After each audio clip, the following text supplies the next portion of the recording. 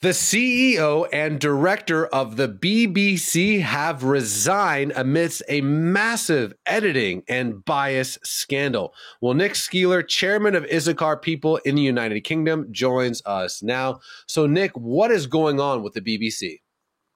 Well, this shocking revelation about what's been happening with the BBC is something very new to us because we didn't actually think that this was going to come to a resolution right now. We've had 25 years of bias, at least 25 years of bias from the BBC.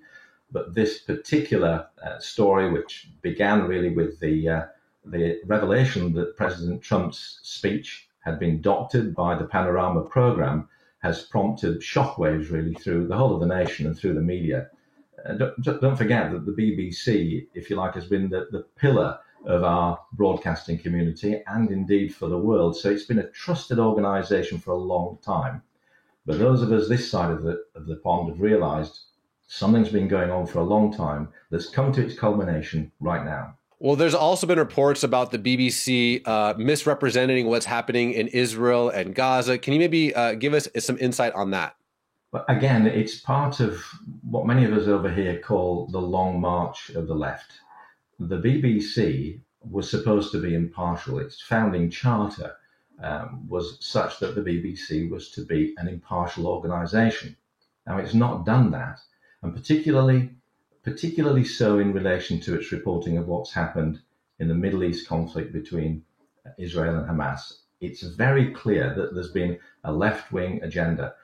And no more pointedly than in the comparison between what's being broadcast on BBC's international news and on BBC Arabic. If you compare the way things in Israel were covered on the BBC Arabic channel with what's been released for the rest of the world, it's a stark contrast. And the bias is absolutely clear.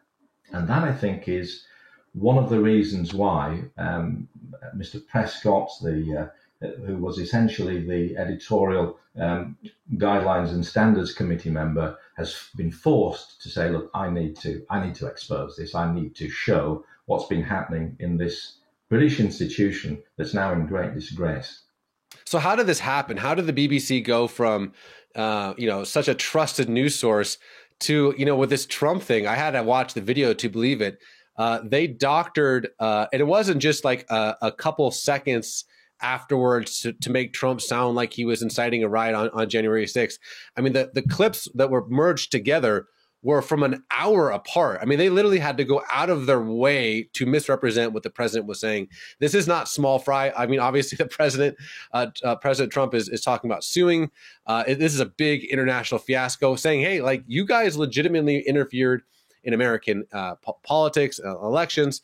So how do we go from the BBC being this bedrock of Western journalism to, people call it the mouthpiece of Hamas, a lot of things that are just not positive associations. How did we get here?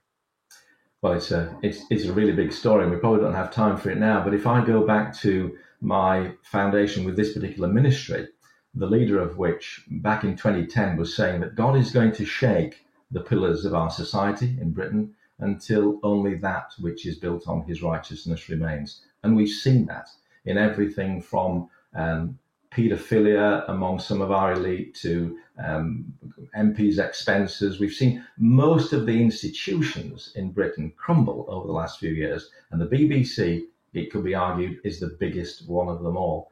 And we've not achieved this position of disgrace at the BBC quickly. It isn't something that's a 2025 story. It's been going on for a long time.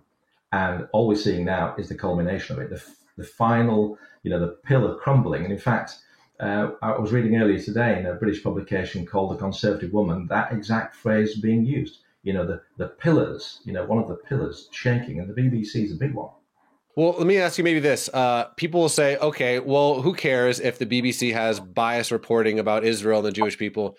But obviously we're seeing ramifications of that. So what is the danger of having such a radically biased organization that claims to be mainstream like the BBC?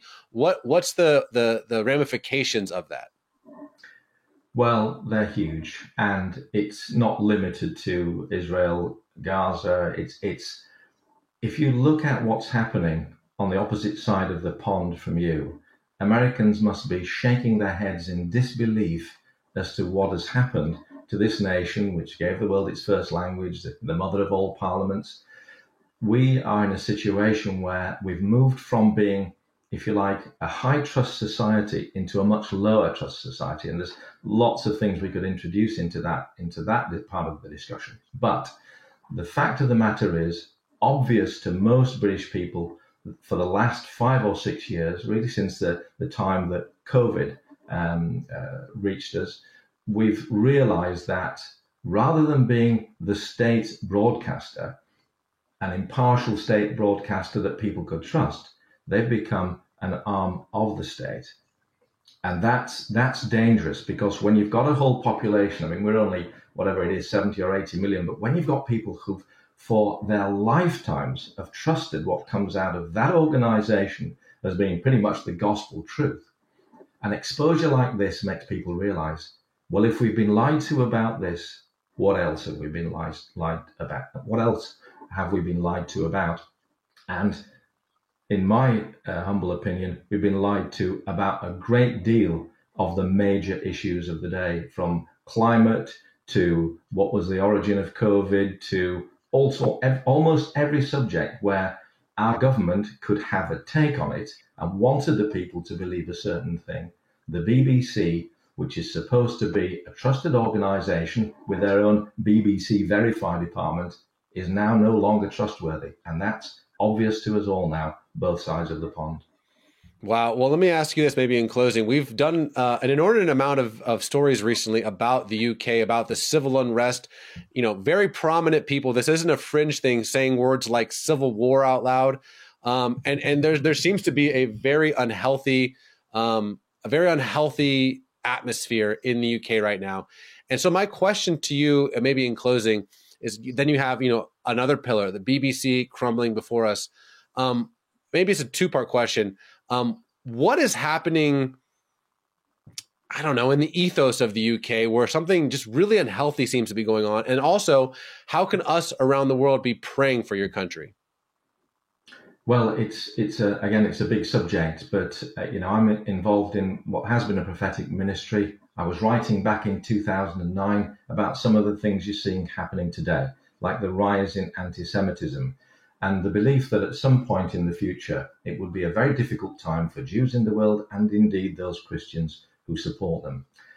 We were given, as far more than 100 years ago, a mandate.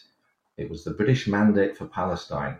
It was called a Sacred Trust of Civilizations, and Britain had a very particular role in establishing the modern state of Israel.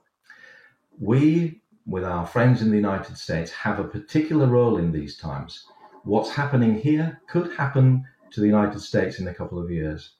So if people in the States are going to pray for us, pray that God's eternal purposes for Israel in relation to Britain's involvement in it will be fulfilled, and that people in our nation who are currently asleep will wake up to the reality of what's going on and align with God's purposes in this really crucial and dangerous moment of history for Britain and for Israel. Well, Nick, thank you so much for your invaluable insight. God bless, my friend. Thank you.